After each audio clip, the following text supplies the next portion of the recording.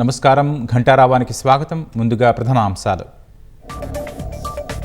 కాసేపట్లో ఎంఎస్ఎంఈ కొత్త పాలసీని ఆవిష్కరించనున్న సీఎం. పెట్టుబడుల ప్రోత్సాహకానికి పెద్దపీట.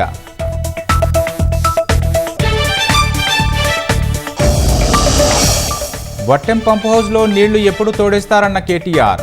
సీఎం తన బాధ్యతను విస్మరిస్తున్నారని ఆరోపణ.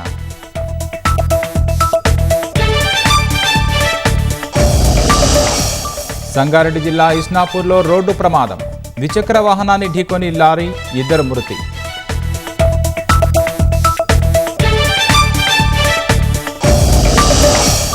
జమ్మూ కాశ్మీర్లో ప్రశాంతంగా కొనసాగుతున్న పోలింగ్.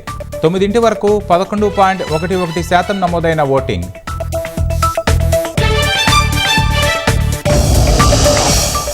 పేజర్ల పేలుడు అతిపెద్ద భద్రతా వైఫల్యంగా ప్రకటించిన హెజ్బొల్లా.